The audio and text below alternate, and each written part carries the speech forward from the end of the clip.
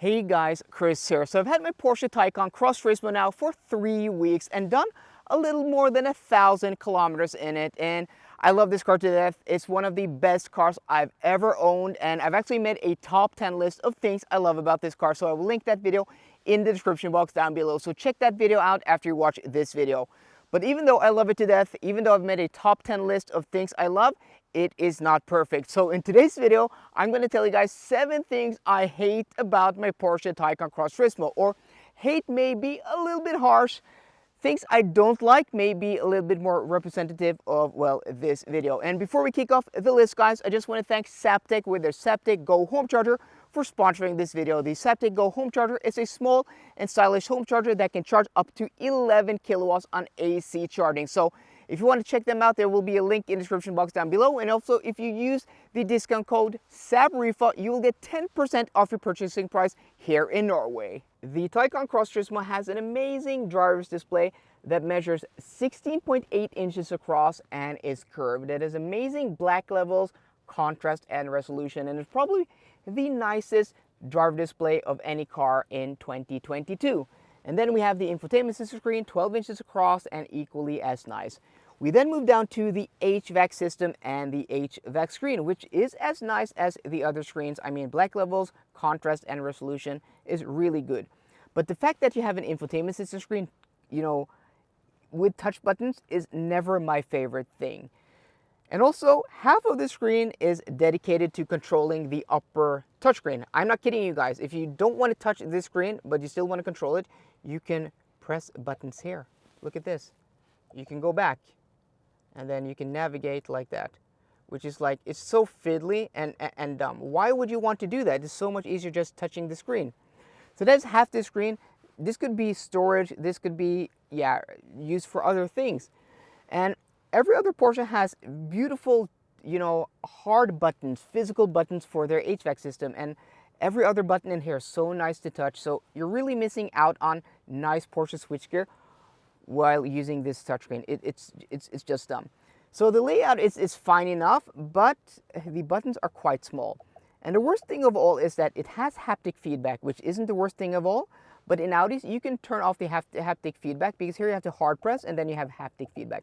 But in Audis, you can turn that off, where you only have to tap the screen. Even though you turn off the haptic feedback, you still have to hard press the screen. That is dumb.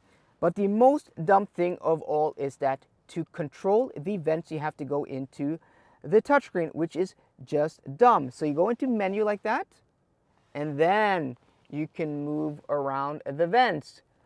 I just want to be able to move my vent by touching the vent. So yeah, HVAC system and HVAC screen here, nah, not very good. Then we have the cruise control stock down here. So usually I'm a huge fan of cruise control stocks. I prefer them to buttons, and I think the setup in Audis is probably the most intuitive and easy of any car ever. I mean, they're so easy to use. And in Audi, you pull to activate, and then you push up for speed up, you pull down for speed down, and then you can double press up. I mean, there's like 2 indentations. You can increase the speed by 10, or you can do it once by 1. This though, even though it looks the same and Porsche is in the Volkswagen group, this is so much harder to use. So first off, you activate it by pressing up, and then you don't increase the speed by pulling it, you increase the speed by pushing it, and then you decrease the speed by pulling it. And there isn't 2 steps, so you have to long press to be able to increase by 10. If you just press once, you increase by 1. And then in Audi, you can activate or deactivate the lane centering mode by a button here on the outside, which is really nice, because going on a motorway, you want to have it lane centering, but going on maybe city roads, or I mean country roads where it's curves, you have a lot of roundabouts, you maybe only want to have cruise control, but you're not able to toggle between cruise control and inner drive, which this car is equipped with. Inner drive, which is Porsche's, you know, lane centering or auto steer system. So that's just super annoying. So I found myself not using this as much. I paid 3,000 euros or 30,000 kroners for the inner drive, and I've only used it a handful of times. So I don't know, maybe when I use this car more on the motorway, it will be, well, more worth the money. But yeah, as things are now, I'm not a huge fan of the setup, meaning I don't use it too much. In the center console, there is an armrest, which is a nice armrest. It's covered in leather, it's soft. And then you open up the armrest. There's a button here. And then you have storage underneath. But it does not move further back than this, which is stupid. It doesn't open up all the way. Why not? And then when you let it go, it just drops. So this is a two-hand operation. You cannot just open it up. Look at this. I want to get something. It just falls down. It's the dumbest armrest ever. This is my phone and I want to charge it. The wireless charger in this car is inside this dumb armrest. So you open it up and then let's see if we can get it down here. You see that piece there? That is the wireless charger, which is just placed dumb. So if you want to put your phone, let's see if I can do this one-handed. Yeah, look at this. You know, the armrest does not stay up, so it's just hard to do it. And then you have to like wiggle your arm down there, and then you're able to charge your phone. I mean, this is the dumbest placement of a wireless charger in any car. And the fact that it is underneath this dumb armrest, yeah, it's just dumb. Who in their right mind thought this was a good idea? I mean, do you think I ever used this or anybody ever uses this wireless charger? Probably not.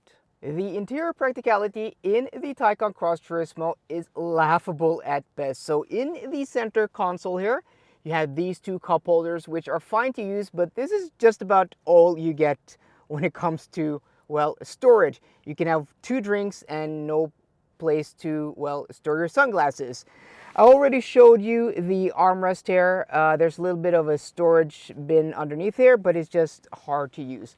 And then you have this area underneath here, which I'm not a fan of these, you know, under dashboard storage areas because they're just hard to get to. And yeah, I mean, they're not very usable. Usually I have my sunglasses here, but then they just move around about. I mean, they could have done the design here much better. Then you have these door bins, which are quite small. I mean, you can't have too much things in them.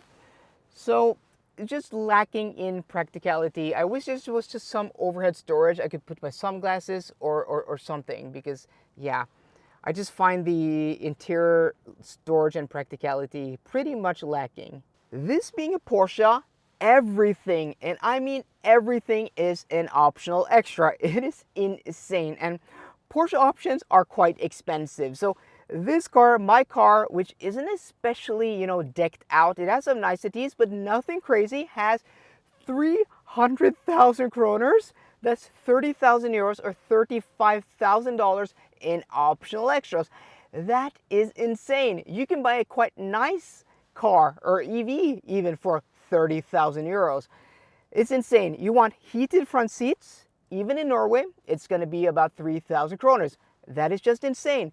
You want uprated leather, that's going to be 40,000 kroners. You want 5 seats instead of 4? Well, we're going to charge you for that. You want folding mirrors? Yeah, you're going to have to pay for that. You want a panoramic sunroof? That's going to be about 20,000 kroners. Everything in here is an optional extra. It is insane. But just after paying for heated seats and a heated steering wheel in Norway, yeah, that is insane. Once I spec'd a base rear-wheel drive Taycan, which starts about at around 750,000 kroners here in Norway, 75,000 euros, till twice its price in only optional extras. Yeah, that is insane. Porsche are crazy when it comes to optional extras. Even though this is a beautiful car and a Porsche, it's not as beautiful or as special as the Audi e-tron GT. I mean, it's a good-looking car, but the Audi e-tron GT is just breathtaking. Everyone who has seen one in person are just, you know, amazed at how beautiful it is. And this car being, you know, a dime a dozen, especially here in Oslo, and that may just be my geographic location, it doesn't feel or is as special as an Audi e-tron GT. The Audi e-tron GT, and if you like that, gets a lot of attention. I mean, children, women, old people all get excited when they see an e-tron GT. I've gotten so many thumbs up while driving my e-tron GT. This though, a few people appreciate it, but nothing, not even close to the Audi e-tron GT. So there we go, guys. That was the 7 things I hate about the Taycan Cross Turismo. So if you want to check out my top 10 list, it will be linked in the description box down below. So are there things you guys don't like about the Cross Turismo that I missed? Let me know in the comment section down below. So I hope you enjoyed today's video. If you did, please drop me a thumbs up down below. And for more car content, as always, please subscribe. See you guys later and goodbye.